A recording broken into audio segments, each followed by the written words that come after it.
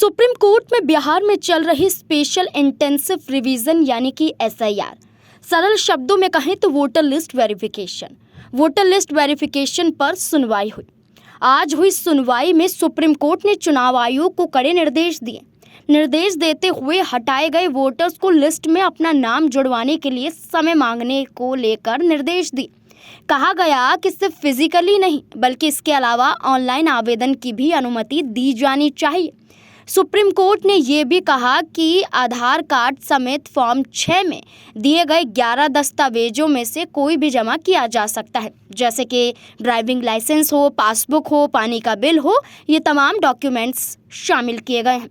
Court ने राजनीतिक पार्टियों को भी मामले पर चुप्पी साधने के लिए भी फटकार लगाई और पूछा कि मतदाताओं की मदद के लिए आप क्या कर रहे हैं, आपको आगे आना चाहिए। अब इस पूरे मामले की सुनवाई 8 सितंबर तय की गई है, लेकिन सुप्रीम कोर्ट ने न सिर्फ राजनीतिक दल बल्कि चुनाव आयोग से भी कई तीखे सवाल पूछे। राजनीतिक दलों की बात की जाए तो ये कहा गया कि राज्य में लगभग 12 पॉलिटिकल पार्टियां हैं।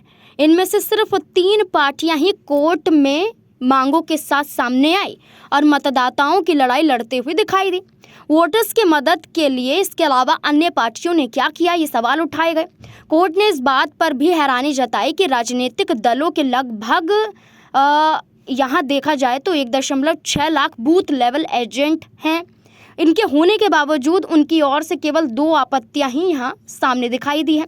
इसके अलावा आपको बता दें कि सुप्रीम कोर्ट ने साफ कह दिया है कि आधार कार्ड भी मान्य होगा, आधार कार्ड को भी इसमें शामिल किया जाए। ये भी कहा गया कि SIR की समय सीमा भी बढ़ाई जाए।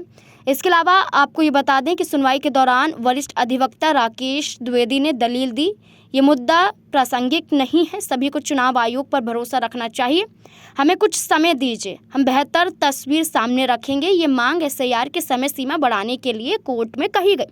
इसके अलावा आपको बता दें कि कोर्ट ने साफ तौर पर यह कह दिया है कि अगली सुनवाई 8 सितंबर को होगी, लेकिन इससे पहले चुनाव आयोग को निर्देश दिए गए हैं कि अब वो जिन मतदाताओं के नाम काटे गए हैं, लिस्ट से हटाए गए हैं, उन्हें वापस जोड़ने के लिए अब ऑनलाइन आवेदन की भी अनुमति ली जाए।